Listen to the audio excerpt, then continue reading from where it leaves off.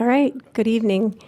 We'll go ahead and start with introductions. I'm Rhonda Thornton, Executive Director of Data and Accountability. We'll start to my right then. Good evening. My name is Mike Lair. I'm the Executive Director of Teaching and Learning. My name is Carolyn Bartolotta. I'm the Director for ML and WL. Stacy Moore, Chief Communications Officer. All right, to my left here then. Suzanne Meisland, Director of Special Education. John L. Baskett, Director of Pre-K-5 Teaching and Learning. James Harden, Executive Director of Social and Emotional Learning and Community Engagement. David Reif and I serve as the Director of 612 Teaching and Learning. All right, so it takes a village, and we're all here to talk about the school summative designations, and that's a pretty tough act to follow, having all of those kids up here. And it just goes to show it's the reason why we're here, and it's the reason why we're here to do the work. So our presentation today is we're kind of taking a play right out of Angela's book of having an essential question. So our EQ for this evening, for our presentation, we have 3 of them. Number 1, how does ISB determine the annual summative designations? Secondly, what does our data tell us? And then how are we staying the course? How are we continuing to focus on the priorities outlined in our strategic plan?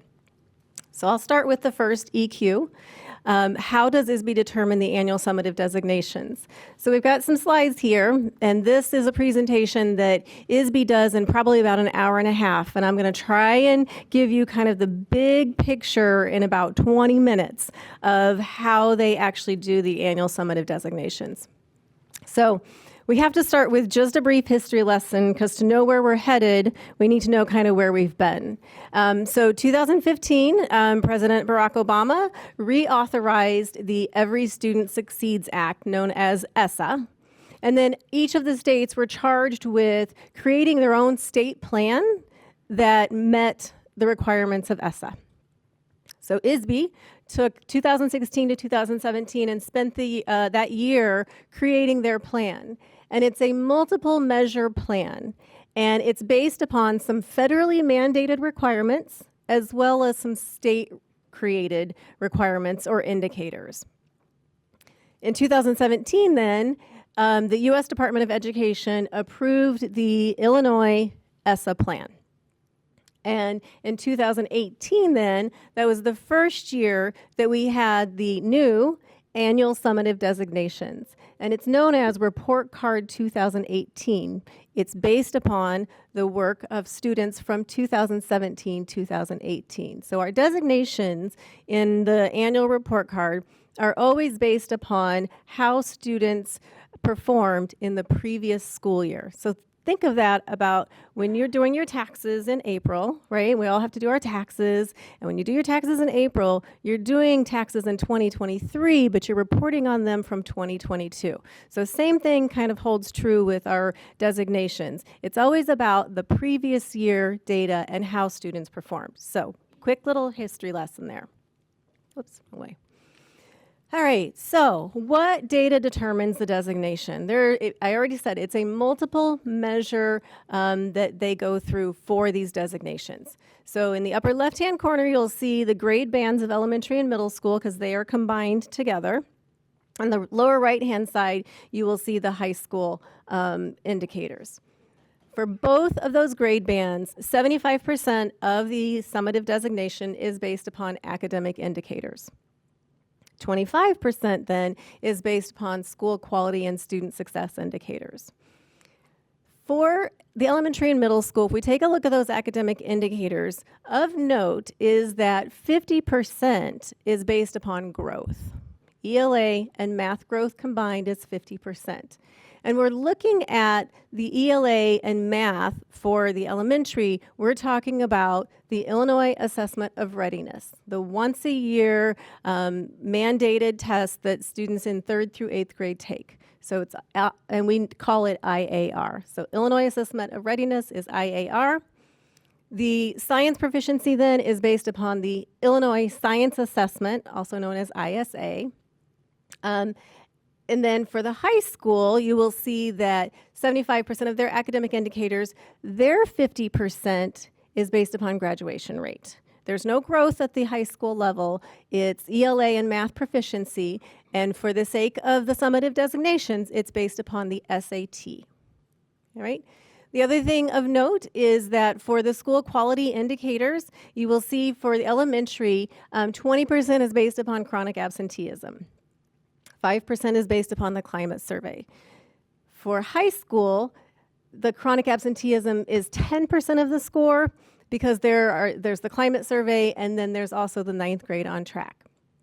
You'll also note on this chart that at the bottom of each one of the school quality indicators, there are some that are italicized, and they also have an asterisk next to them, because those are additional indicators that are still in development, that ISB has not started collecting the data on that yet, and so those are still to come. Okay? So that's kind of the breakdown of your academic indicators and your school quality indicators.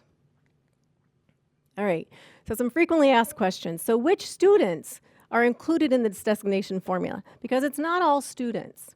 It's students who have been at the school for at least half of the school year. And per ISB's ESSA plan, the Every Student Succeeds Act plan, they have operationalized that at 134 calendar days. Not school days, but calendar days.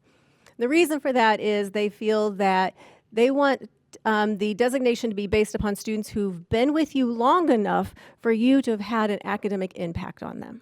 So it's 134 days. We also take a look at student demographic groups. And so you have to have at least 20 students in a demographic group for ISB to report on it. So those are two things to keep in mind about which students are included. So now let's take a look at each one of those indicators. If we're looking at IAR, we're looking at that ELA and math. We're looking at the proficiency scores are based upon students from 3rd to 8th grade, because those are the students that take the test. Your growth for ELA and math at the elementary level is in middle school. It starts at 4th grade. And you're thinking, well, if they take the test in 3rd grade, why don't they do growth in 3rd grade? Well, growth is based upon how well you have done, and so 3rd grade becomes that baseline year.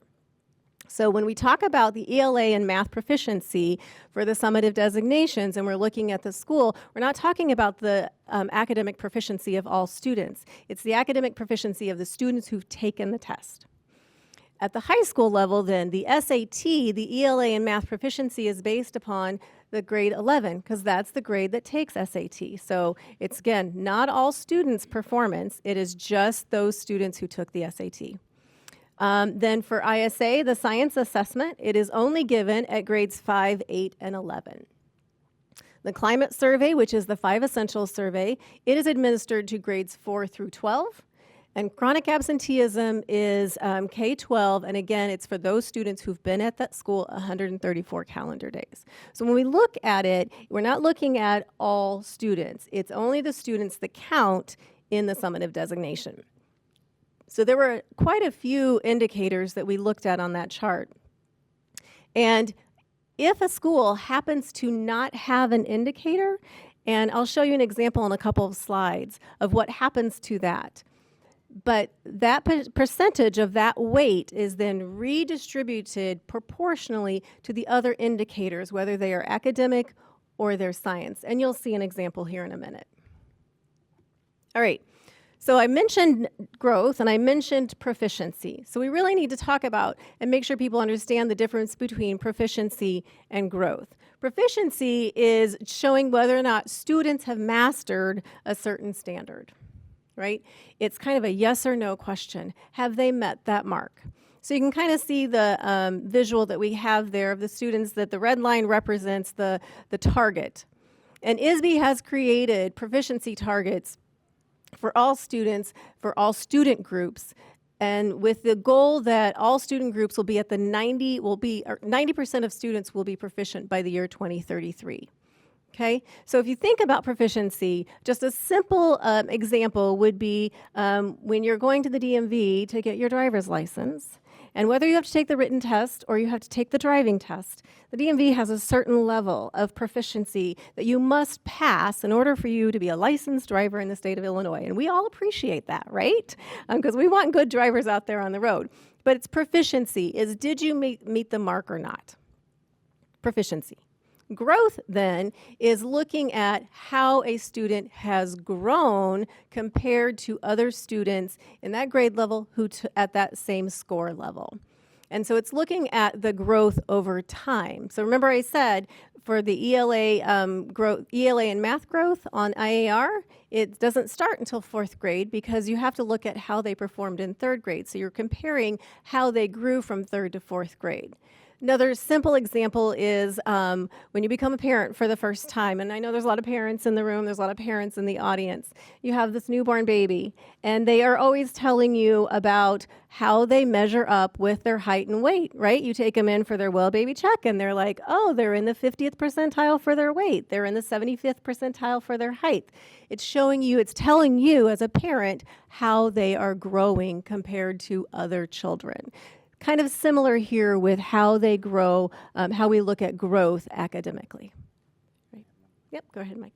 Yeah, one important point with growth, as we're talking about this indicator, is that it's measuring a student's growth against their peers.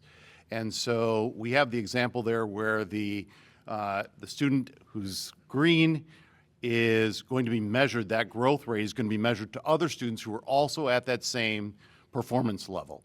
And so the state takes the average of growth and then determines if the student met or exceeded that growth rate. And so one key indicator is not all students are expected to grow at the same rate. That rate is compared to other students performing at that same level across the state. So there would be a bar or a metric for all of the students in the orange level, the green level, the blue, purple, and dark blue. Thank you, Mike. All right, so continuing on some of the other indicators and how they are calculated. Chronic absenteeism, remember, it has to be a student has been enrolled for at least 134 calendar days. They count in the summative designation. It's also based upon if a student has missed more than 10% of their enrollment for any reason, and we really highlighted excused and unexcused absences both apply. So in this particular calculation, it's if you're not there, you're not learning. So even if it's an excused absence, it still plays into that chronic absenteeism for the annual summative designation. The climate survey then is based upon student participation. The target is 95% of the students must participate in the 5 Essentials survey. Okay? All right. So that's a lot of data, a lot of big data there pieces, right? So what does ISB do then to actually take all of this information to come up with this annual summative designation? Well, they have this 4-step process, and to be able to talk about it, it would take us a really, really long time. So just think about the fact that they take this performance data, they convert it to an indicator score, and then they place the weight on that indicator score. So if ELA proficiency is 7.5%, they then take that, they add that weighting to that indicator score to come up with an index score. And then they add up all of the scores for you to have kind of an overall school score and an overall student group score. So they add all of those things up of all of those different multiple measures. And then they take and they rank them. And they rank them from the highest to the lowest. And that's where they then start getting into the threshold scores. So they take and they rank all of the schools in the elementary band and in the high school band. And they say, here is the cut at which we have the top 10%. These are our exemplary students, or exemplary schools. Then they do the same. They find the bottom 5%, and that's the comprehensive, and that's where we start looking at targeted student groups, right? So for these two charts, what's really important to note is that for the elementary, it's 81.45, meaning the total of all of those multiple measures have totaled up to at least 81.45 points. That's your top 10%. And then 35.39, did I get that right? 35.39 is the bottom 5%. Okay? And percent of schools in Illinois. Yes. So the other thing to know about these threshold scores is that they change every year because, right, students and the scores are different every year. So it's not that there is a target for the threshold score. And we've seen them go up and go down over the last couple years in terms of those threshold scores. I just want to add that that elementary chart on the top left that Rhonda is referring to includes grades 6 through 8. So that is, It is. including our middle schools. Okay, so they take and they put that ranking and they say, here's the top 10%. Those are your exemplary schools. Exemplary schools are also, could be that it's a high school that has a graduation rate of greater than 67%. And the other qualifier here is that you don't have any student groups. Remember, a student group, you have to have at least 20 students for a student group. You don't have any student groups that have fallen below that threshold. And so we're going to talk probably a little bit more about the elementary and the middle school scores because we have more of those schools. So they don't have any student groups that have fallen below that threshold. And for this year, that threshold was 35.39. So remember, that means that all of the scores for that student group have added up to more than 35.39. So that's exemplary. Then we take a look at commendable. Commendable schools are the ones that their overall performance isn't in the top 10%, but they don't have any student groups that have fallen below that threshold. Then you come down to the next category here, and you have your targeted support. And this is where you then start taking a look, and if you have one or more student groups that have fallen below that threshold, then you're considered a targeted school. And I put a purple box around that student group because I really wanted to call out just how many student groups ISB takes a look at. So there's a total of 11 there. It's based upon demographics as well as programs. So there's 11 different student groups that they look at. And if a school has one or more, then they're considered targeted.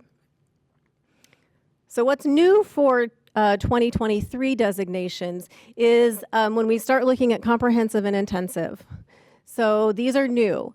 The new category for comprehensive in previous years, comprehensive meant you were in the bottom 5%.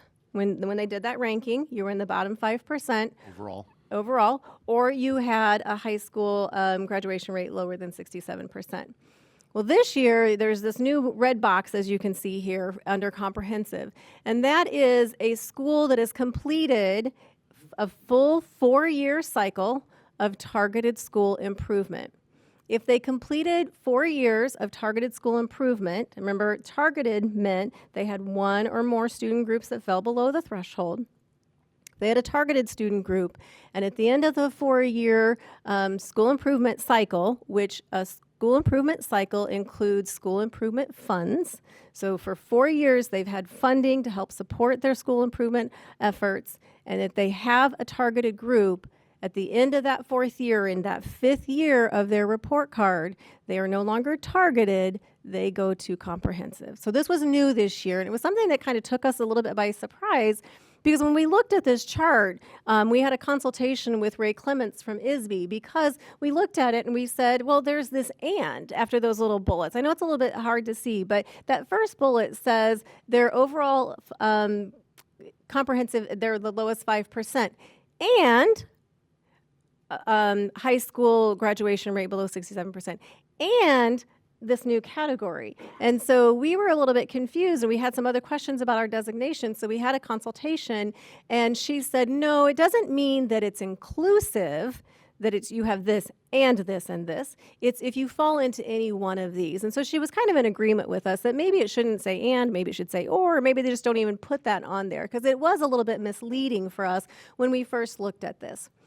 The other thing then that's new is the intensive support. And it kind of follows the same way, is that if a school were previously designated in Report Card 2018 as comprehensive, and at the end of their 4-year cycle, if they still were comprehensive, then they now go to becoming intensive. And Unit 4 doesn't have any schools in the intensive, but we do have some schools that have moved to comprehensive this year. So there's this new summative designation visual on the Illinois report card that we think does a really good job of showing kind of all of those indicators. So this is actually one of our elementary schools.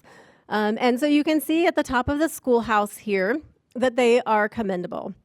They're at 71.15. So remember those cut scores, those threshold scores for elementary middle school are 81.45 and 35.39. So this school fell into that category. If you're also looking at this and you know that they're commendable, that tells you they don't have any student groups that fell below that threshold. So that's their overall score. Now, if you take a look at the rooms in the house, as we like to call them, you can see they've done a nice job of color coding them. Some of the rooms are larger than others because that's showing the weight of that score. So remember, I said that for elementary, ELA growth and math growth is worth 50%. You're looking up there and you're seeing that this particular score, the weighting was actually 26.79 for both ELA and math growth. And you're thinking, why is that? I thought you said it was 50%, Rhonda. Well, that's because, remember we said, if a school is missing an indicator, they take the percentage of that indicator and they redistribute it. So if you see at the bottom of that house, you can see there's a little, this data is not included, and it's English learner progress to proficiency. This particular school, what that tells us is they did not have a student group large enough to report that information. And so they took that 5% of that weighting and they redistributed it. So you can see that the ELA growth and the math growth are at 26.79%. You can also see that the science proficiency, it's supposed to be weighted at 5%. It's actually 5.36%. You can see that the ELA proficiency and math proficiency are both at 8.04%. So if you add up all those extra points there, that percentage, that will add up to the 5% of the missing indicator.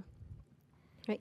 The other thing that you can see here, and that I think does a really nice job, is you can actually see how many student groups does a school have. So if you go up to the left-hand corner where it says all students, I don't think I have a pointer on here, but if you see where it says all students, there's actually a drop-down menu option on the Illinois Interactive Report Card, and you can do the drop-down menu option, and you can see how many student groups a school has.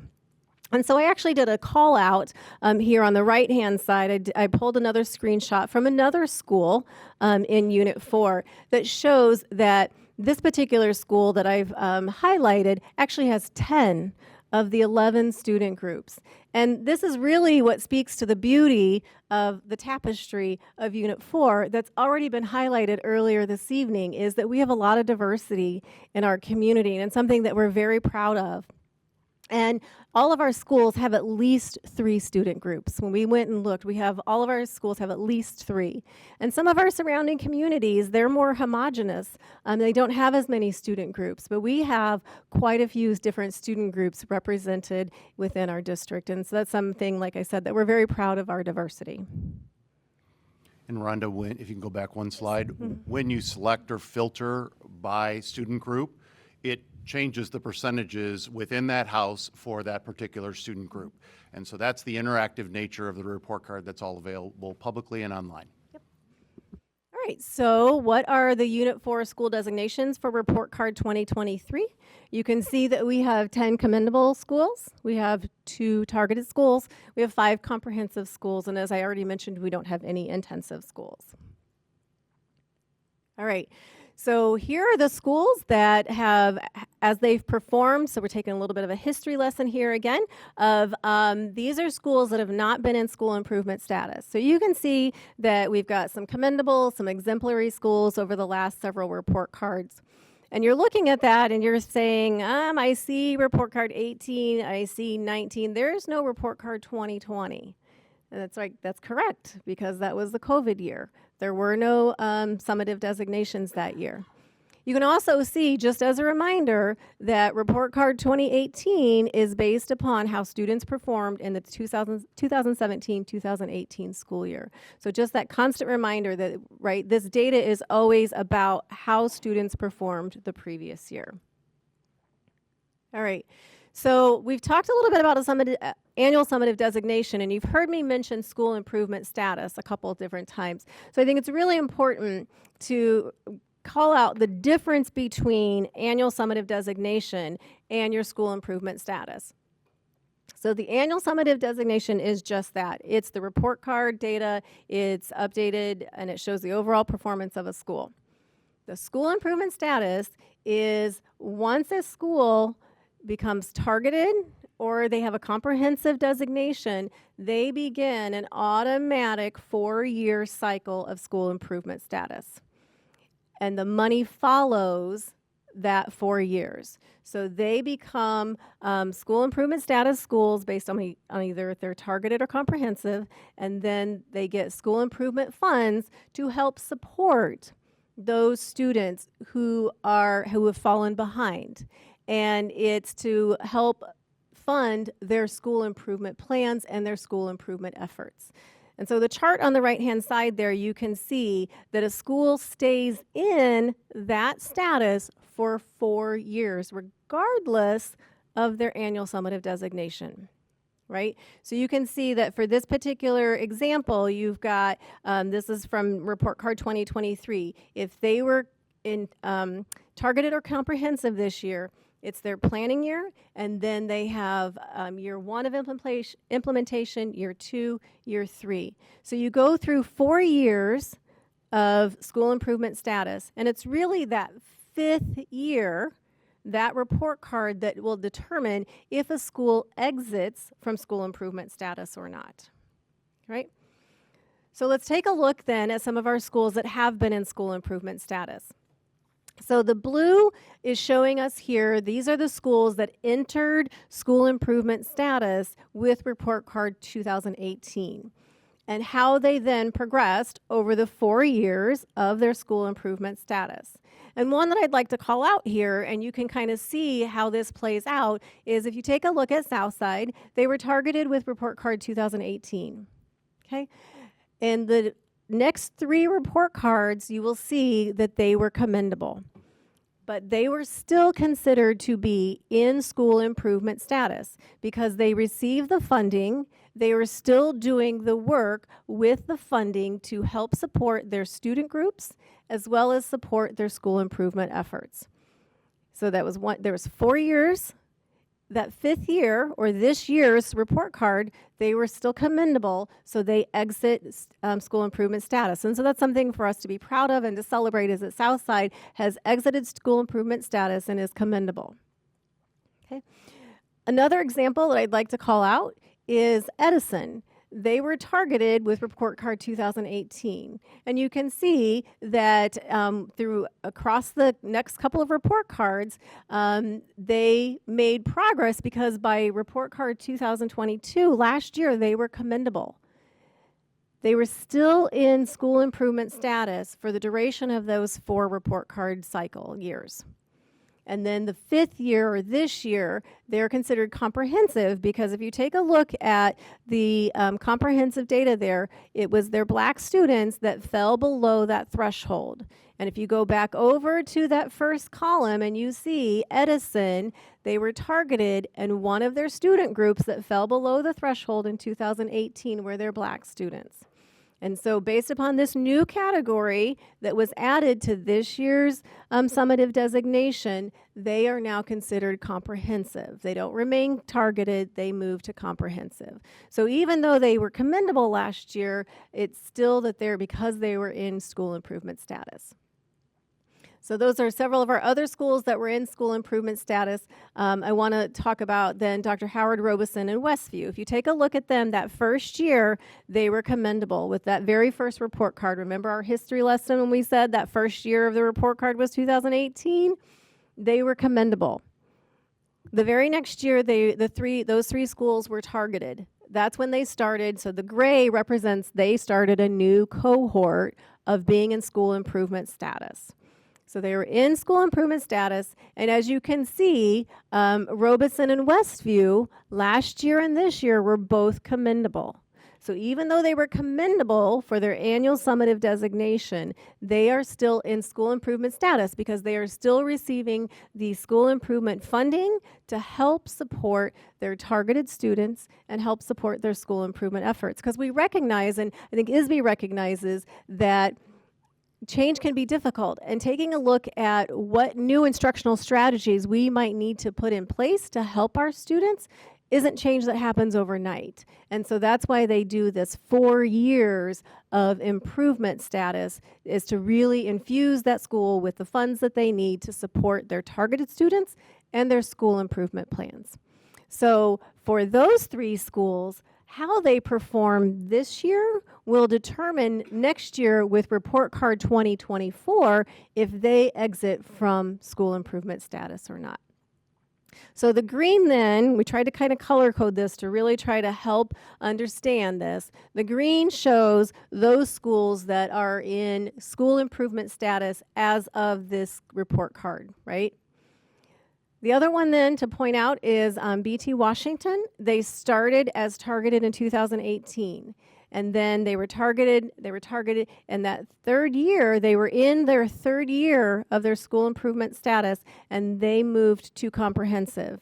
And at that point, if you move to comprehensive, you restart the clock on your 4 years. So they restarted as a comprehensive school last year. So they're in year 2 of their school improvement status as a comprehensive school. All right. So to make it really clear as to which schools are in school improvement status right now, we have our 3 schools that were targeted in 2018, and they are expected to exit with report card 2024 as long as they are commendable or above. BTW then, as we mentioned, is in comprehensive, so they will complete 4 years. That 5th year then, report card 2026, they would be eligible to exit from school improvement status. And then the newly designated schools, Central Edison, Franklin, Garden Hills, Jefferson, they are starting year 1 of their 4 years with this year. And then they will be in school improvement status for 4 years, which means they will have the school improvement funds, and they will be able to use those funds to support the student groups and support their school improvement efforts. Rhonda, can you go back one slide? Sure. I just want the board to understand the acronyms. We use a lot of educational jargon. We know that, and a lot of acronyms. And so CWD is Children with Disabilities. That includes students with 504s and IEPs. We also see MLL, that's referring to multilingual learners. So our English learners, our multilingual learners are in that student group. Thanks, Mike. Okay. So school improvement funding and the additional support for our newly designated schools. So here it is a base funding level. It has nothing to do with EBF. If you were a targeted school in our district, in a neighboring district, in a district up in Chicago area, it is all base funding. So targeted schools, you can see how much money they're going to get over their 4-year cycles, or their 4 years while they are in school improvement status. So you can kind of see here, we've shown you which schools are comprehensive, how much funding they will receive this year, and then the different requirements of for the school improvement funding, and really supporting the work of putting measures in place to help their targeted student groups and to really support their school improvement plans. All right, so my essential question was, how does ISB determine the annual summative designations? And so Dr. Ward, I could have them write or collaborate or write. There's a lot of different things we could have them do. But for the sake of time, I'm now going to turn it over for the second essential question to Mike to then kind of dissect our data and say, what does our data tell us? Mike.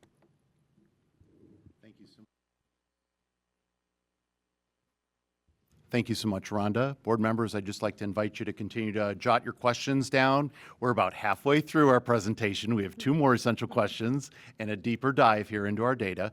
But just give you a minute to jot some of your questions down here, and then I'll begin this next section. It's really important to say that this part of the presentation will focus heavily on data from our state assessments.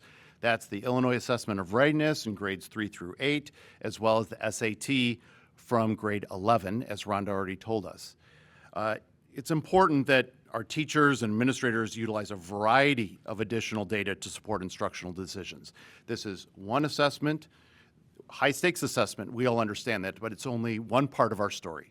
Our educators use lots of other Data sources, including NWEA MAP, which is given 3 times a year to all students in kindergarten through 9th grade. We use our local assessments that we have as part of our curriculum adoption and our teacher-developed assessments, student grades, as well as the student surveys to really elevate student voice to understand where they are and what they're telling us they need. So just remembering, this is one part of our overall story. So within the sort of confines of the Illinois report card and our performance on these assessments, I'm going to dive into our ELA proficiency rates on the Illinois Assessment of Readiness for grades 3 through 8. I've also included the graphic that we used to help reemphasize and orient us that this is about proficiency, the sort of yes or no. And so if you did meet or exceed on the standardized assessment, you would be in the green or the dark green area. That's the percentage. In the top left, you see our district percentages over the last 5 years, 4 years worth of data. And then the state percentage is a comparison on the bottom left. You'll also notice that there are other color bands, the red, orange, and yellow. And this is showing different percentages at different levels of students partially meeting in the orange, approaching in the yellow, or did not meet the standard in the red. Okay, so just giving a little bit of an orientation to the color coding that ISBE uses on the interactive report card. I want to start with some highlights, and so I'm going to use the plus signs for the highlights, and I'll use the delta symbol to represent opportunities for growth and change that we're working on and continuing to be committed to. So ELA proficiency, we are seeing the highest percentage of students meeting and exceeding green levels, the green levels that you're seeing on the bar, since 2019. And this is really important. We're trying to use 2019 as sort of our gauge of where we were prior to COVID. And just for a little extra context, our 4th graders were in kindergarten when COVID hit in the spring of 2020. So this is looking, and our 3rd graders were coming back to distance learning in 2020-2021 school year. And so those were very interrupted times, and looking back at what that was and who we are and the adjustments that we need and some of the unfinished learning that exists, we're looking back at 2019. Where were we prior to COVID? How close are we to that benchmark? So a lot of my references in this are going to go back to 2019. It's also where the state report card often goes and what they'll display. So we're also seeing the lowest percentage of students not meeting. So that's the students that are in the red level since 2019. So we're growing the percentage of students at the green levels, and we're reducing the percentage of the students at the red level. And this is ELA proficiency grades 3 through 8. Our growth areas, the percentage of students not meeting remains higher than the state average. And remember, Mission Possible is destination excellence, and our goal is to not just meet but exceed state averages across the board. Okay, so for the purpose of this presentation, we're focusing on these 4 student groups that have been identified as underperforming in at least one of our schools. You saw that in the charts that Rhonda was showing, and that's why we've sort of condensed or limited our analysis here to these particular student groups. And what we see here in the data is that the highest percentage of students are meeting and exceeding since 2019 in all 4 student groups. We are also seeing significant decreases in the percentage of students not meeting, or the red level, since 2019. So we're increasing the meeting and exceeding, and we are decreasing the not meeting since 2019. Those trends are also visible here in all 4 student groups. The reality is we're still seeing large disparities between the overall district average and all 4 of these student groups. Now, I've changed the graphic in the top right to help us remind that we're now looking at growth data. And growth data is looking at how did the students who took the IAR last year, how many of them met or exceeded their growth projection from last year to this year. That's in the 2023 bar. How many of them met or exceeded their growth projections from 21 to 22? That's in the second row. Okay? So what we see here is that the percentage of students overall at the district level meeting their growth projections increased by 2.4 percentage points from last year to this year. That's a significant increase. We also notice that we're within 3.4 percentage points of the state's average for student growth in 2023. We're narrowing that distance. We're not there yet. We can also filter the data to see ELA growth by each of the student groups. We are seeing significant increases in the percentage of Black students, low-income students, and students with disabilities meeting their growth projections in 2023. We also, just recently, Illinois Public Media put out an article that recognizes Cary Busey, Kenwood, Stratton, Garden Hills, Barksdall, Westview, and IPA in being the top 20 elementary schools in Central Illinois for Black student growth in ELA. And we were really proud of that article and to be in our schools to be recognized, and our kids for that growth. The opportunity for growth as a district is that the percentage of students meeting growth projections are still lower than the state averages for all 4 of our student comparison groups. Okay, I'm going to shift back now again to the proficiency ratings because now I'm trying to tell the whole ELA story, and I'm going to go to the high school. And at the high school, we use the SAT, and it's only for students in 11th grade. In 11th grade, we exceeded the overall percentage of students meeting and exceeding the green levels. We exceeded the state average, and we have exceeded the state average in ELA on the SAT since 2017. Every single year since 2017.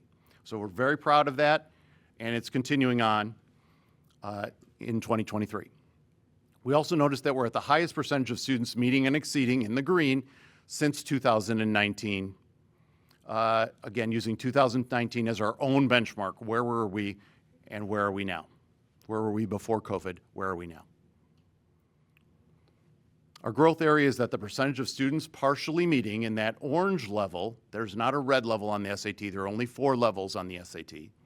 The percentage of students partially meeting at the orange level is higher than the state average. As we look at our 4 student groups, we see that the highest percentage of students meeting and exceeding since 2019 for 3 of the 4 student groups.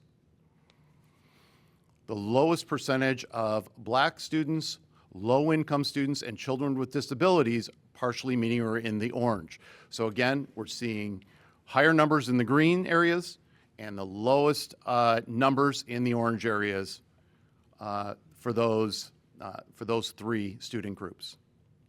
We are still seeing significant disparities for our English learners since 2019, and an area of focus for us as a district.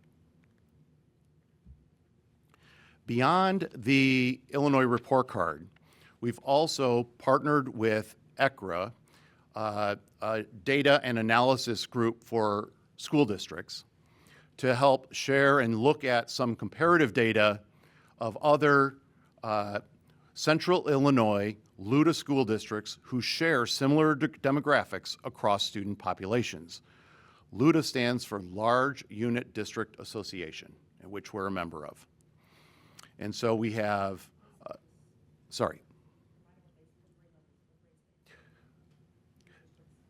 LUDA districts, thank you. LUDA districts are K-12 unit districts. So a unit district serves elementary, middle, and high school students. Thank you, Dr. Boozer. So I gave that introduction to help lead into, first, that previous slide lets you see the similarities that we share based on student populations and demographics with 6 other Central Illinois districts. When we see the overall percentage, if you take a look at this, it's a combination of IAR, grades 3 through 8, and SAT. So this is not a number you're going to find on the Illinois Interactive Report Card. This is what we got from this ECRA group, which is an independent consulting organization that works with school districts and supports the analysis for us. So it's an independent organization. By merging those scores, the state average is that green bar. This is ELA still. State average is at 34.6%. Our peer average, taking the average across all 7 school districts, is 15% of students meeting and exceeding on the IAR and SAT. So Unit 4 is 12.1 percentage points above the peer average and 7.5 percentage points lower than the state average. Just more context for you. All right, I'm going to go to math, and I'm going to be able to go a little bit quicker here because I'm going to use the same pattern, okay? But I'm still going to highlight those celebrations and the areas for growth. So math proficiency on the IAR, we're in grades 3 through 8. In the top right, I'm looking at there is a proficiency level. You either meet it or you don't. So when you're meeting it, you're in the green level, right? And if you're in the shades of red and orange and yellow, you're below, and it's looking at how far below that threshold. So our highlight, we're seeing the highest percentage of students performing at meeting and exceeding in the green level since 2019, very similar to our ELA story. We're seeing the lowest percentage of students not meeting or in the red level since 2019. Again, a very similar story to ELA. And yet, overall percentage of students meeting and exceeding in the district is still lower than the state average. Our commitment, destination excellence. We want to exceed the state rates. When we look at the performance in math of those 4 student groups, we are seeing the highest percentage of students meeting and exceeding in the green levels in 3 of the 4 student groups since 2019. We're also seeing the lowest percentage of students not meeting, okay, in the red level since 2019 for all 4. That's a celebration. That red band is shrinking for all 4 groups. And we are continuing to see large disparities between all 4 student groups and the overall district average. We're now going to talk about growth. And what we're seeing in math growth is that the percentage of students meeting their growth projections has increased by 3.6 percentage points. That is very significant growth. And we are within 1.5 percentage points of the state's average for student growth. And so one of the important points is the proficiency bar is how did you do on that one assessment? What this is telling us is how are our students growing from one year to the next compared to their peers at the same levels of performance. And so that's why this data set is worth half of the school designation points for our elementary and middle schools.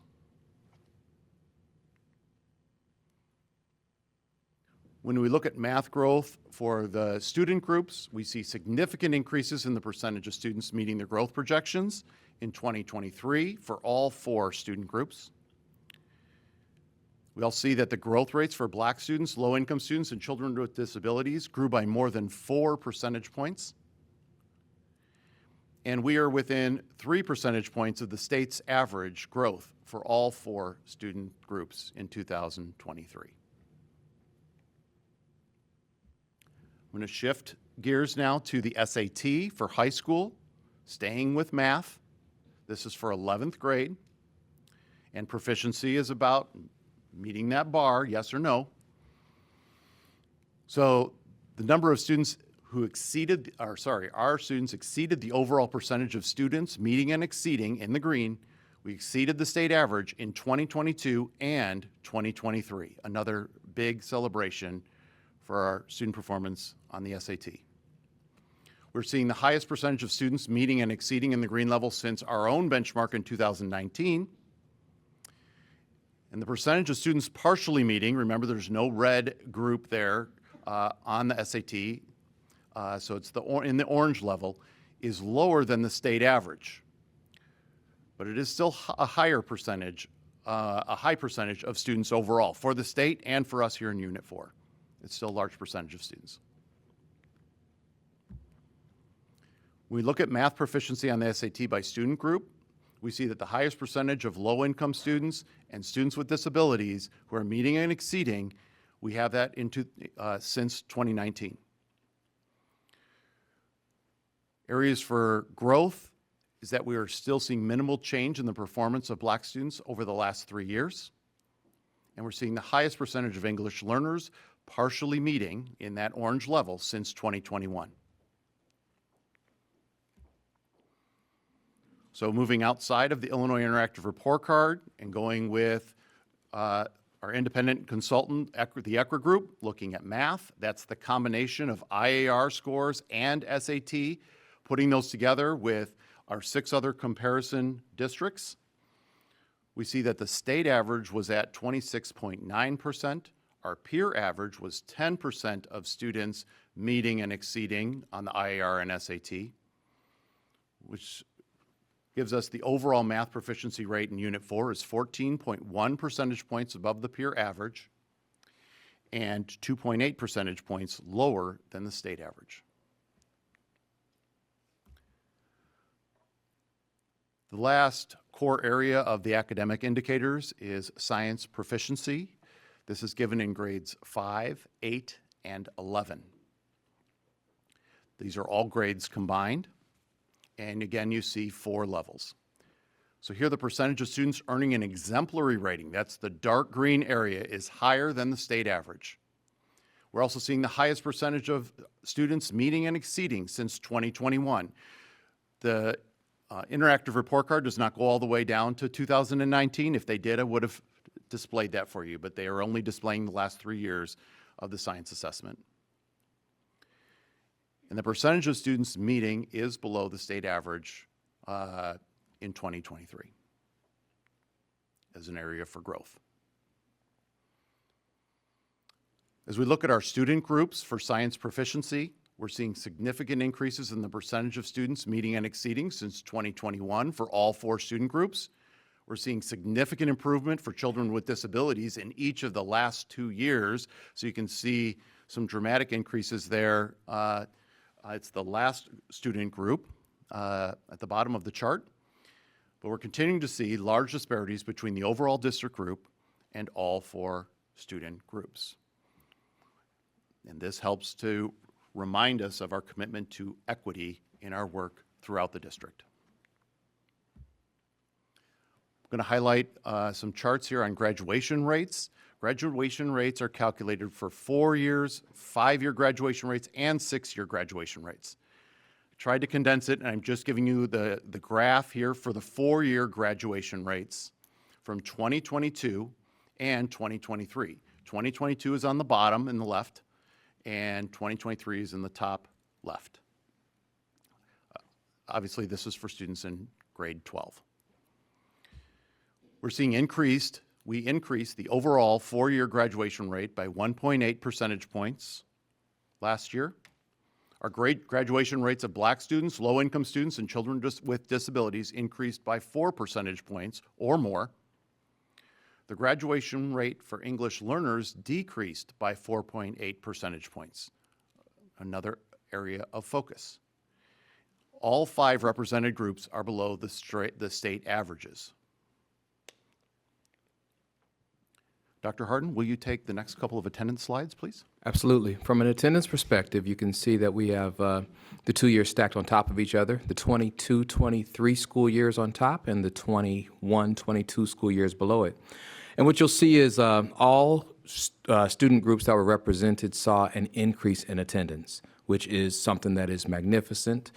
Also, along with that, we have increases of more than 2 percentage points amongst Black students and children with disabilities. And you can see that. Now, an area of growth that we have from an attendance perspective in this district is we want to make sure that we continue to thrive and strive toward reaching those state averages, because currently all represented groups are just a little bit below the state average. Then the next slide, you'll see we use the same. We look at the same data from Unit 4 across all of our comparative districts that ECRA helped us with. And I want to point out to you first the information in the red box. You can see from just an attendance perspective that Champaign Unit 4 last year was at 88.5%. And the state attendance rate was 91.2% last year, so we were very close to it. The comparative districts were about a percentage point behind us. If you look at the purple box, you can see truancy. The truancy rate for Champaign was 28.1%. The comparative, the groups that we compared ourselves with, or the school districts we compared ourselves with, were at 40.4%. And truancy across the state of Illinois is at 19.9%. And there are a lot of factors that go into this. So when you look at this number, if you just look at it without the context, it will be more alarming than once you add additional context to it. So for example, many of the school districts in Illinois are not as large as us, and we are, when we look at ourselves compared to smaller districts, be it smaller in enrollment or smaller in just geographic space, they don't have some of the same concerns or issues that we have when it comes to students attending school. If you look at chronic absenteeism, another measurement where if you look at the orange column, that is Champaign Unit 4, we are at 37.9%. And when we compare ourselves to like districts in central Illinois, they are at 44.6%. And again, the state value is 28.3%. So you can see that we want to continue to grow and continue to improve with attendance, truancy, and chronic absenteeism. And a little bit later in the presentation, you'll hear about some of the things that we are doing. And at the beginning of every school board meeting, you'll hear Dr. Boozer talk about the importance of attendance. And you'll see a lot more of what we're doing later throughout this presentation. Thank you, Dr. Harden. One reminder here for the board and the public is that chronic absenteeism is the only one of those indicators that Dr. Harden reviewed that's part of the summative designation. This gives more context and some of the information about the differences between attendance rates, truancy rates, and chronic absenteeism. Absolutely. Mike, if I can add one more thing, it is important to note, excused or unexcused, it doesn't matter. The way the state of Illinois views it, for our summative designations, you are present or absent, regardless of the reason. And that applies to chronic absenteeism, as Rhonda went over in her presentation. Okay, we're going into part 3. It's another opportunity for a brain break, Dr. Harden. Sometimes it's a little stretch, right? Jot down a couple of notes. We're really excited about this portion because we're going to start answering some of the question, how are we continuing to focus on the priorities outlined in our strategic plan? And everything that we're doing comes back to and is aligned with our strategic plan. And as part of the next couple of slides, I'm going to really emphasize and talk about priorities 1, instructional excellence, priority 2, educational access, and priority 4, organizational alignment. And a lot of this work, I think, Rhonda gave us a little bit of a history lesson at the very beginning, so I want to retell a little bit of our history that we're very proud of. It starts in July 2020 with the board approving the district's anti-racism resolution. And then in 2020, beginning the implementation of our new strategic plan. This is right on the heels of COVID, right on starting the beginning of distance learning, and the district taking bold steps forward to continue to address the needs that we have here in Unit 4. And we're very proud of our anti-racism resolution and our strategic plan. So we want to remind everybody, it's amazing how quickly we can forget that the 2020-21 school year was a distance learning year for many students in Unit 4. We invited many students back, but many students and families chose to keep their students at home. It was an interrupted year, to say the least. 2020 and 2021, as part of the strategic plan, also included the restructuring of our central office with an emphasis on increasing collaboration across all of our departments. And you're seeing that here right at this table, because I know Rhonda and I are speaking a lot, but we're representing the work that happens across the team. 4 of the big initiatives that came directly out of the strategic plan are highlighted next. And that's our commitment to social emotional learning. Our core curriculum there is Second Step. We implemented a new math curriculum in 2020 and 21 during that distance learning year, and it proved to be really valuable because of the online resources that were available in that curriculum that we didn't have in our previous curriculum. In 22-23, we implemented and the board adopted the new 612 math curriculum called Illustrative Math. And this year, we are so proud and excited about our new ELA, K-5 ELA curriculum that's strongly aligned with the science of reading, Amplify CKLA. The next slide begins in 2021, which is also Dr. Boozer's first year in Unit 4.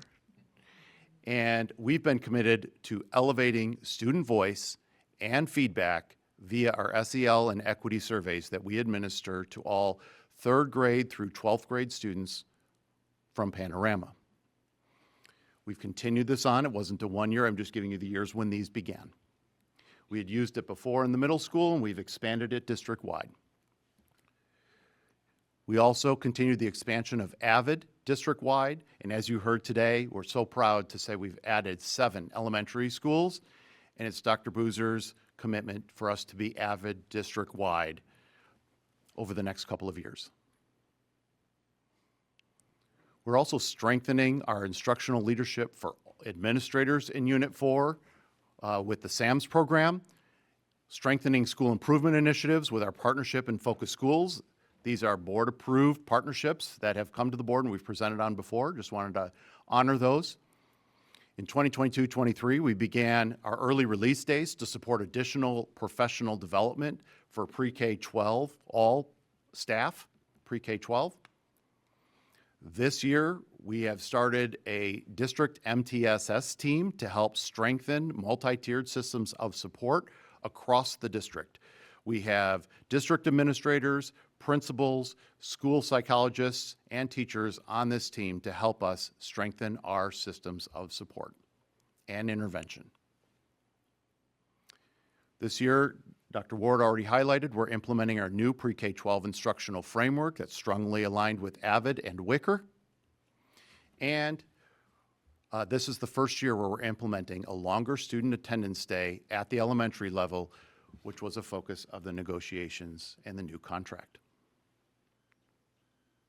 Dr. Taylor, will you take the next couple of slides? Sure, I'd love to. Going back just a little bit as we tie it all together here toward the end of the presentation, one of the other blessings of AVID, of COVID, which was a very difficult time for all of us, was that there was a year there.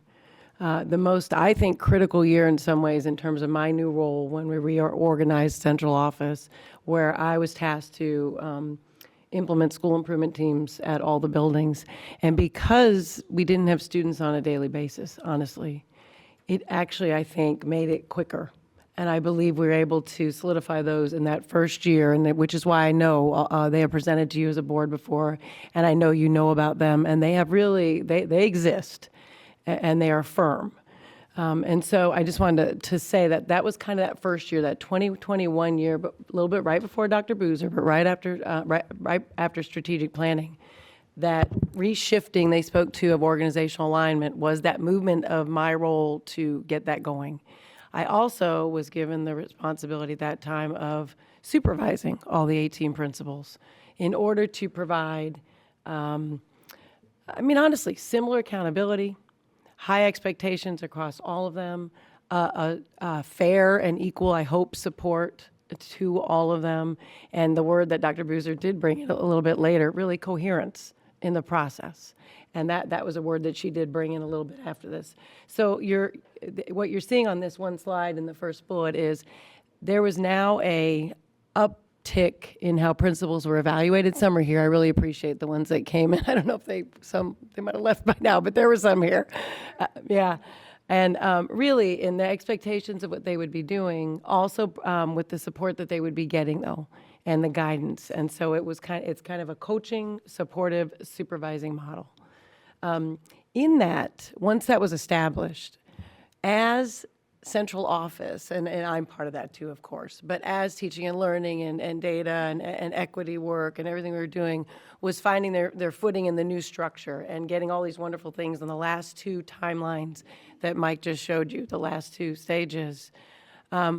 I was able to, because I'm now with the building, slowly start moving those initiatives into the building process, right? And every year we've gotten better at it. It started really tightly with teaching and learning the first year, which was a wonderful way to go. We did some 2 instructional strategies. But the way I do that is, from the second bullet, I require specific goals of each principal each year, sometimes specifically aligned to district initiatives, and again, we're all district, right? But things that are coming out of TNL. So in this year, the example is they are all required to create some sort of a map data review process in their buildings to review the map data, which is a benchmark assessment that we use 3 through 9, or it's 2. K-9. K9, ELA K9 and now. math. Yep. So this year, they're all required to create that, right? And they have to tell me how they're going to do it. We do check-ins, and when they get evaluated at the end of the year, there's evidence that is shown of whether or not they've done it. It lines directly with, obviously, the assessment work that we're doing, and what we believe is MAPS alignment to IAR, right? So we're pushing there. Another goal they have is a walkthrough goal. Every principal has this one as well. Last year, we worked on creating a walkthrough instrument. It's an instructional practices review, but it's okay, Ken, we're allowed to say the walkthrough now. But it's an instructional practices review. But in that review, there's a whole section for AVID, to walk through AVID. There's one for equity. There's one for CKLA, our newly adopted curriculum this year that I spent a lot of my time trying to make sure is implemented with fidelity. There are 2 of the instructional strategies that we had before. There's math, right? So we have this tool that they're using. My requirement of the principals then is you get in the room so many times and you use the tool and you provide feedback to your teachers, right? This is how we make it come to life. Feedback to your teachers. So that's their second goal. They get 2 self-selected goals that must be specific to their data. A lot of times you're going to see that in not every school, but we just talked about attendance. Some schools are going to pick a goal specific to attendance. If they have a higher, attendance rate or a lower attendance rate, that is logical. Their data is telling them that should be part of their work in their professional goal. It should also be part of their school improvement plan, which is the bottom of this slide, which is where you'll also find it. And then the other one, actually, usually, because we've been working so hard with Panorama and SEL, they almost always pick their 4th goal to be an SEL-focused goal with some of the Panorama work. Hopefully, you're starting to see the connections of how what's happening in the last few years with all these initiatives and how they're making their way through the buildings, and the principals are working to do those. The other thing the third bullet on there is, not only is it just goals and they give me that evidence, they also have other evidence that they need to give that are actually specific to how the state is designating us. So the ones that are here will recall the last 2 years the principals had a goal on getting that 5 essential survey participation rate. If they met it, they would have got a proficient, right? If they had a 90%, some schools, if they went higher, I haven't done it yet this year because it'll be evaluated from last year's, could be an excellent on that one indicator. But there's that linkage with even the summative designations, right? MAP obviously links with that. It's ELA and math alignment and assessment of, but something like that. AVID is another one that they didn't have as an indicator there, but when I go walking through, I want to know, they have it in their school improvement plans. And Angela, it was so great what you brought up too, is how there's 7 schools that have it now. Is it 8 elementaries or 7? 7. So in those school improvement plans, what I expect to see in their plans are a much more fleshed out action step on where they're going with AVID. And they would have said they are utilizing the AVID Wicker framework.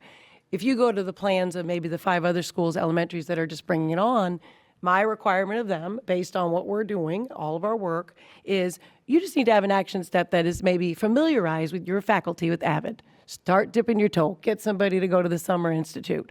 Start, getting your teams together. So differentiate it across the different buildings depending on where they are in the process and who they've been working on.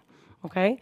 So the other part is constant, and I really, a lot of us are getting in the buildings, and I think it's really important, and I'm seeing more and more in them. But being in the building and really seeing this, Dr. Bruiser said this before, we've said this, inspect what you expect. The only way to really know is to be in there. And I will say, it's wonderful. A lot of you are getting in there, and I think you should. But you know this. I'm sure the principal will tell you this. This morning, I was at Garden Hills this morning at IPA. At IPA, I absolutely saw AVID on the walls. I'm doing quick walks. I am not doing the walkthrough. I do that when I walk with the principals. We do that together. But when I'm just going through all the rooms, what do I notice? Do I see CKLA? It's called something else at IPA, of course. It's, what's it called? Caminos, thank you. Yes. But do I see that, right? Do I see all the things we should be working on there in the school improvement plan, noting them? So visibility and responsiveness in order to make all that kind of happen. And then the last part of this, of course, is their school plan itself, school improvement plans themselves, which you've all seen because they did present those. But those are going to be linked to all of the work that we've said here and going through, and I'm going to keep going just to make sure we can keep going a little bit more too. And the next part, Dr. Boozer just recently added another layer to the support for this, and that is this slide right here with the footwork of focus schools. So last year they came in, worked very closely with me, with the teaching and learning department, also met with Dr. Boozer to coordinate what we were doing with the elementaries and middle schools to get this learning focus statement. And you heard their excitement about it when they when they presented it at each school. What that did for us is take it another step. It just pushed it a little bit further for them to figure out a way and use that system that they brought of really getting the building on board, right? Your school improvement leadership teams are there. But the next step is this focus work with every teacher, really understanding what is going on and focusing on what it's supposed to be. And they're providing our PD that they started last year, and then 9 to 3 PD that we're doing with focus schools regularly with our middle and elementary schools, and now starting with high schools. This year's phase 2, starting with the high schools. And then we also they're meeting with us as a district to align all of the work, provide cohesiveness for everything that we're doing. And I think we have a meeting next week, probably is our next meeting coming up. So they were brought in, which really does help to support that. I want to do one more link of that too. So my requirement was that they had to have a goal of some sort of a data process with MAP. Focus schools, being aligned, because we all meet and work it, came in and gave them a data protocol, trained them on a data protocol about 3 weeks ago, and said, requirement is basically you need to use your data protocol. You could do it in a different area. It didn't have to be on the MAP thing. It could have been on attendance, and many of them did. It could have been on other things, and then they did that work. So everybody, all the systems are speaking to each other and starting, but it's taking time still, but starting to align. Yeah, to be coherence. Okay, and that's it for me. I think it might be you, Jane. Thank you, Dr. Taylor. Oh, no, it's not. We talked about Caminos. That's the Spanish language arts curriculum at IPA. They also use Amplify CKLA for the English language arts as part of a dual language program. Just giving you a little clarification there. Yeah, thanks. I do see CKLA over there. Yep. And the SILT stands for School Improvement Leadership Team. And those teams are also chaired by teacher leaders at each school, and they our teaching and learning chairs come to monthly PD with focus schools and their principals and their instructional coaches to work with us to continue to grow the work at their schools. And you saw some amazing presentations last year from each campus where their SILT chairs came and helped present. Yeah. So just wanted to add that. Actually, and let me add more. We're now, again, cohesiveness, we're starting, that's been happening for a year, but this year, the first time, right? You met with the equity chairs, Dr. Ward did. It was Orlando, because I think Orlando met with the SEL chairs, and we're going to do that 4 times a year now, that they will be meeting with them and bringing every chair together. And the response that I got from the chairs is they're very excited to do those meetings because they hear what other schools are doing. They can bring it to their school or not, depending on if it makes sense to. It's about a shared commitment to the work. Yep. And support for each other in the work. And it starts with attendance, right? Attendance, surely it is the soil in which we plant our seeds of curriculum that help our students to grow, that we water on a daily basis. And we know that improved attendance means more time with our curriculum. We spend a lot of time, energy, effort, resources, money, et cetera, in making sure our students have top-notch curriculum, but what does it mean if our students are not there to receive it? So with that stated, if you look at the, you could just look at the chart.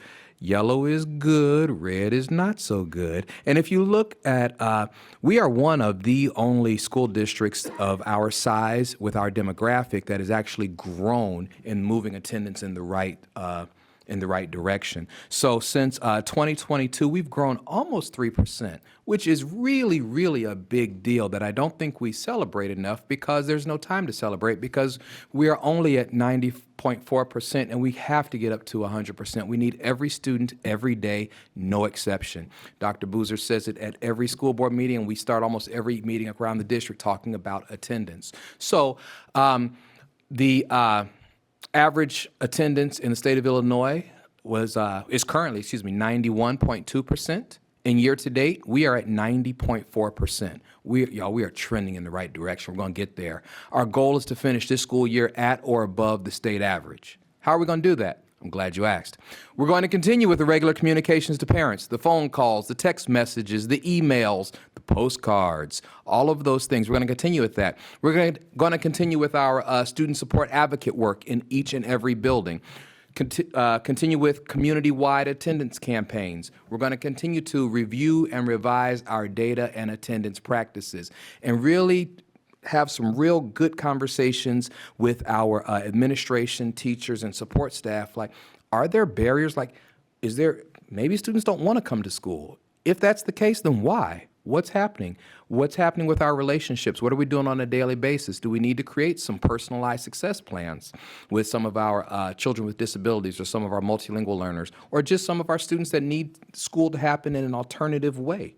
What are we doing and how can we make sure that we are providing the best school, the best welcoming environment so that our students want to come to school and so that our staff wants to come to school as well so that we can have that improved attendance so that we will meet and exceed what the state of Illinois is doing as far as attendance is concerned. Thank you, Dr. Harden. Now I'll invite John L. Baskett to talk about pre-K 5. So when you look at pre-K 5 initiatives, we have done a lot, and in part thanks to Dr. Boozer's vision for pre-K, for elementary, for having a really strong ELA basis. She has been such a support and has really helped bring back that role of the coach and the effectiveness of the coach, which is such an important piece in improving instruction. So thank you for that.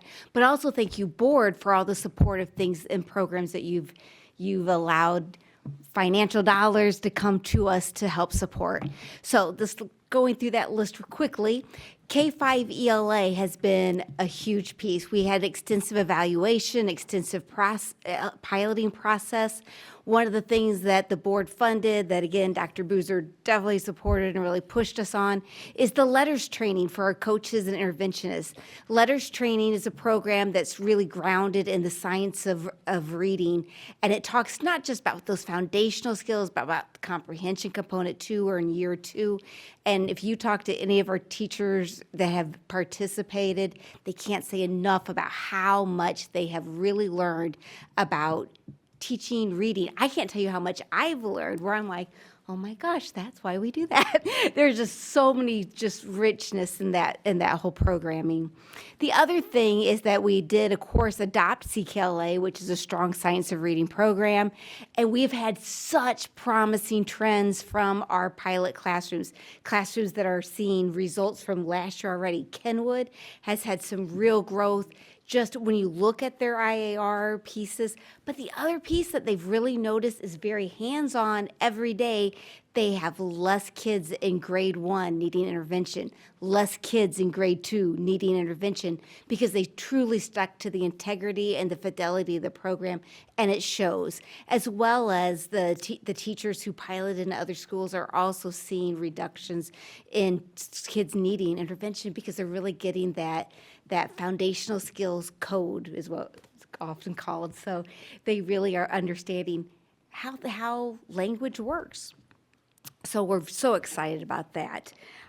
We also are excited about K-5 math. So one of the things that we did is we went ahead and we did an adoption coming back from COVID. And I know there are some people that were a little concerned about that, but we are so glad we did that because it has been such a strong, rigorous program that's so strongly aligned to the Illinois State Learning Standards and the rigor of the standards that it's really helped elevate our mathematical instruction.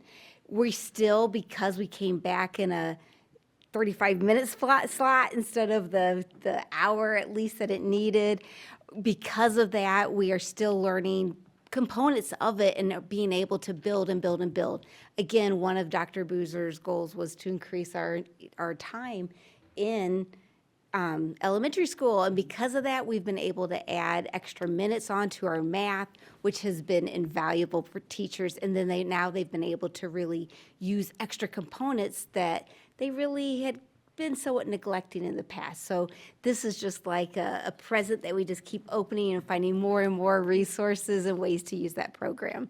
So thank you for all of that. One of the other things that came out of both of those evaluations was a whole shared leadership model, where what we did is we were like, we have a lot of expertise in our buildings, and we've each year we have a math leader and an ELA leader, which this year is our coaches, that come to get monthly training. That again, we budget thanks to you guys and your approval of those things, and that we're able to really build expertise. So there's expertise in the building, so they don't have to come to some big district meeting.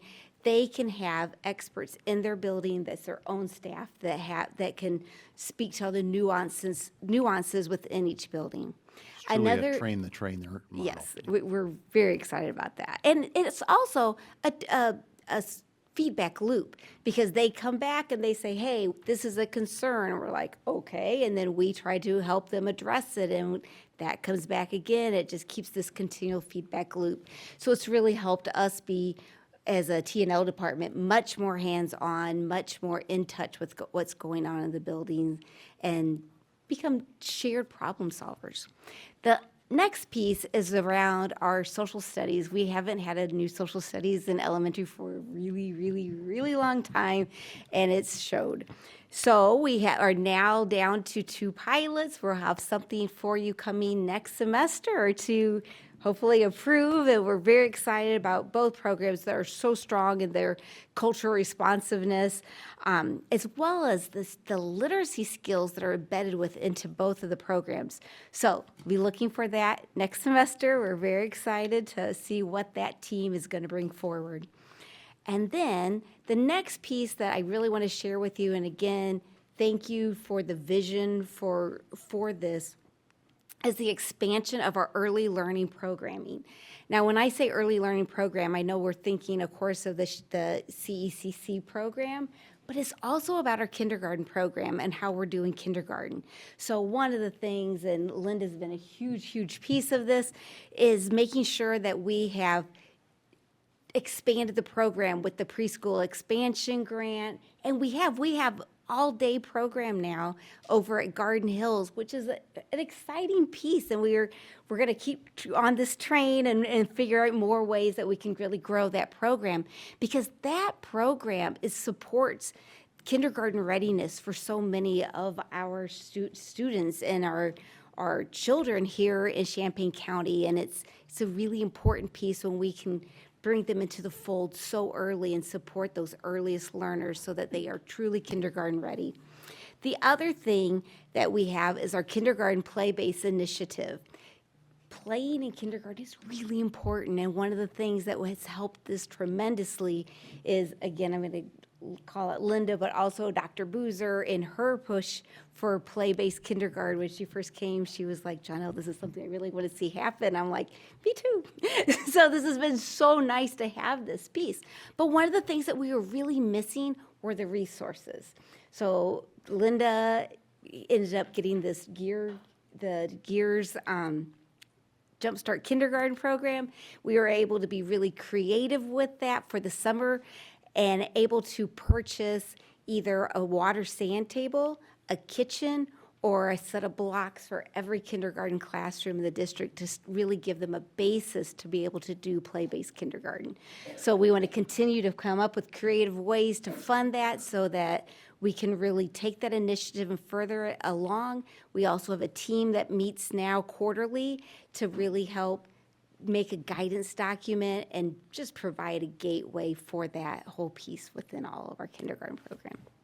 Excellent. Thank you, Janelle. We've also added additional classrooms to CECC as part of the pre-K expansion, as well as the full-day programming at Garden Hills. Thank you, Janelle. And I just want to put a plug right here for the pre-K expansion at Garden Hills.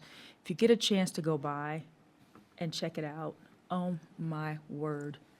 If you just need a little joy in your life, go to Garden Hills and see those babies and the joy in the classroom, the joy with the teachers, the administration's over there. I just had to put a plug in right now. It is awesome to see.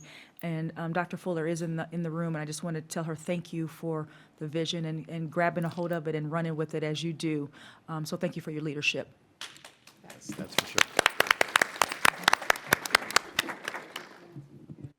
I know Dr. Boozer also includes that there's lots of joy at CECC as well, but we're recognizing the full-day expansion program at Garden Hills because this is the first year of that program. You know me so well. Thank you. All right, Mr. Reif.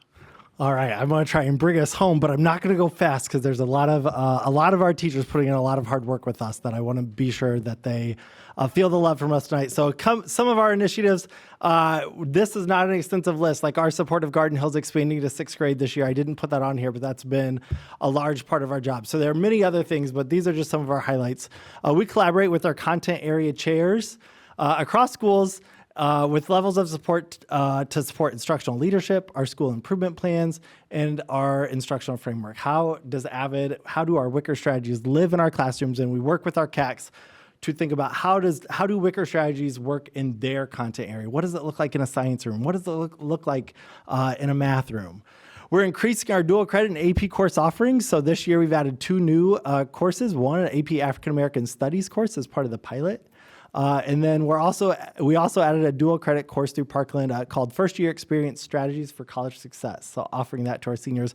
We would love for those enrollments to continue to grow, to be able to offer those at both buildings next year. But we're committed to continuing to grow and expand opportunities for our students to earn that early college credit, save some money, and build that access. And we do a lot of that through some of our creating more heterogeneous classes at the lower levels, and hopefully having more kids see themselves as capable and willing to take that academic risk when they get there. We're in the middle of our program eval and pilot selection process, so we've hired a team of teachers to help us through that for ELA. So we will be selecting our pilots this year, piloting next year, and then eventually bringing an adoption to you. But right now, we're really focused on what are our pillars, right? So we asked our teachers last year through a survey, what do we do well? What do we need to work on? This fall, we asked our students, what do we do well? What do we need to work on? We're going to get ready to, next week, analyze our data. So we're going to dive deep into our IER data, into our SAT data, say, what does the data say we're doing well and we need to work on? And then once we know that and we know what do we want ELA instruction to look like in our district, we're going to go to look at publishers, look at curricula that are out there and say which of these best meets our needs.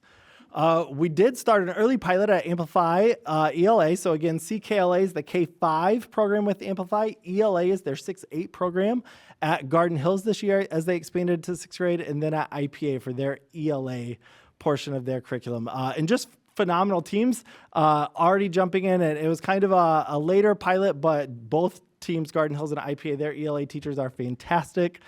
We get a chance to meet with them and Amplify once a month, just trying to see how's it going, what can we do to better support you. And just last week, we got some great ideas from them about how we can better support them.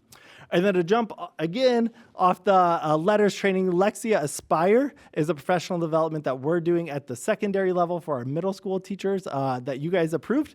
And it's really about the science of reading and how does the science of reading impact middle school ELA and literacy instruction across content areas. So each of our buildings through Focus Schools kind of chosen a literacy focus.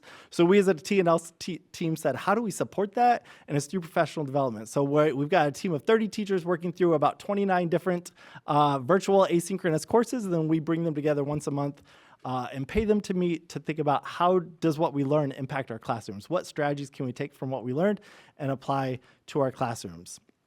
We're also in the middle of a social studies, social science pilot, really focused on, again, strengthening literacy skills. So what are the resources out there that are going to help give our kids access to grade level text and the tools to make that text accessible to them? So like text to speech, annotations, translating, things like that. The other big pillar that our team wanted to focus on was taking informed action. So how do we help our students to investigate systems of power and then take action to interrupt those systems of power once they learn about them? So those are kind of the two pillars. Again, we'll kind of be with the K-5 team and bring in an adoption recommendation to you hopefully this spring.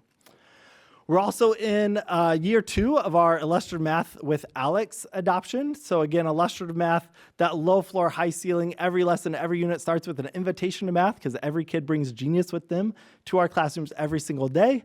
And this past summer, we reflected on year 1 by hiring teachers for each course to say, hey, what did we learn? Let's reflect on what we learned after doing it for 1 year. So let's adjust our pacing if we need to. Let's look at our assessments again, and what are the scaffolds that we maybe need to add in where our students struggled to make sure that they can access that grade level instruction. Or if our students are doing well, like a specific example, Accelerated Algebra 2, what are the extensions that we need to add in so that those kids are ready for Accelerated Pre-Calc next year, right? So we looked at it on both levels. And then Dr. Ward, shout out to her. This summer, she, the Campus Compact Initiative, led the Teach Academy, and we had a presenter coming in presenting about building thinking classrooms. If you're a math guy like me, it's the biggest thing in math education right now.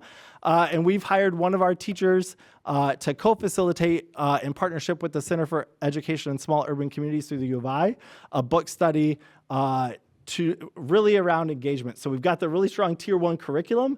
Now what we want to do is think about the 14 practices that are found in this book. How do we implement those in our classrooms? Things like vertical whiteboards. If you put kids standing up doing a vertical whiteboard to do their math, they get engaged quicker and they stay engaged longer, right?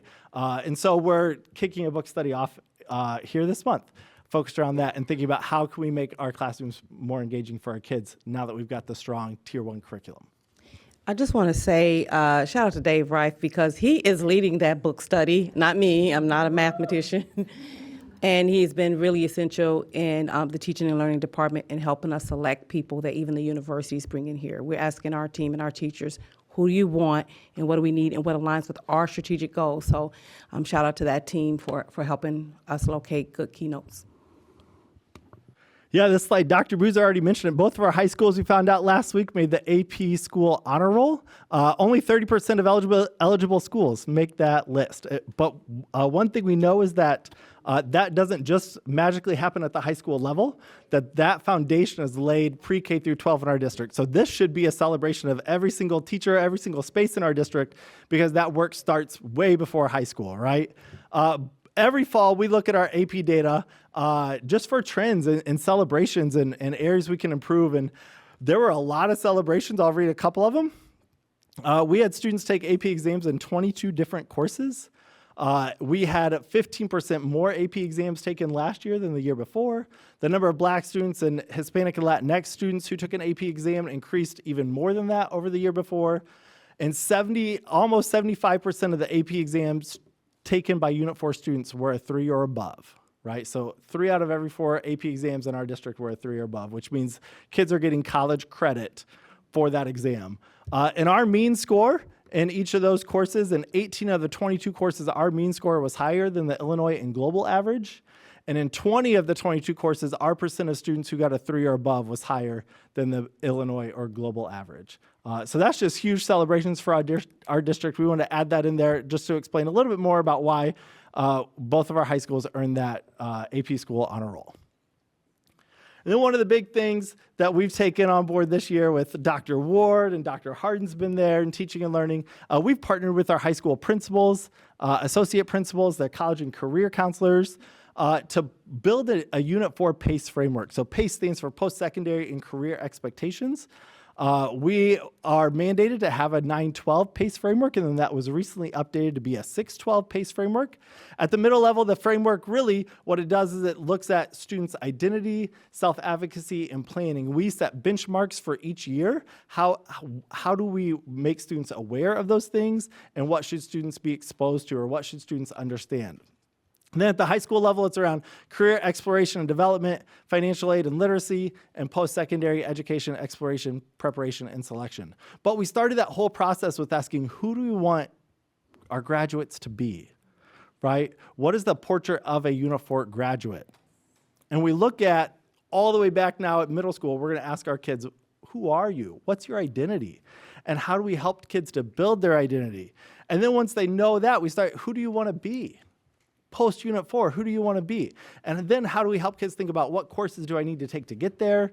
What are their career pathways that I might be interested in, or the career clusters that fit my goals, right? Because at the end of the day, our goal is to empower each learner to thrive in a diverse and changing world. And now we've got the plan. Every kid that comes to our high schools gets a 4-year plan, right? And Central, Joe Williams will tell you, when they sit down with their kids, they sit down with every single kid every year and look at their 4-year plan. Say, let's update it. What do you want to do? Who do you want to be? And then our mission is, how do we help them to get there so that they thrive in a diverse and changing world? They, Thank you very much, Mr. Reif. Along with that, and this will be something we'll be publishing later this year, is our Unit 4 PACE framework, which has commitments and promises to each and every student in each grade level about what experiences they'll have in the buildings. And by having it on the district website, it's now a promise to our community and our families about what they can talk to, what their students will experience. And I know we'll have another presentation here coming up, I believe, next month with Dr. Ward. Yeah, because our team keeps getting bigger as LaShawna Harden and Dr. Micah Jackson joins in the conversation. You see us tag teaming a lot because we're in each other's business like we should be, because the children are whole. They're not compartmentalized, so we're breaking down a lot of silos. My team will come back. Teaching and Learning will join us, and we'll talk about what the 4-year plan looks like and some robust things we want to bring to make sure that every student has a plan. And when they're off track, parents will know immediately. Because all these test scores and all of this work is about helping them to be college, career, and life ready. And that concludes our presentation. We thank you for your time. I know it was long. Thank you for your patience. But now we'll also open up for questions.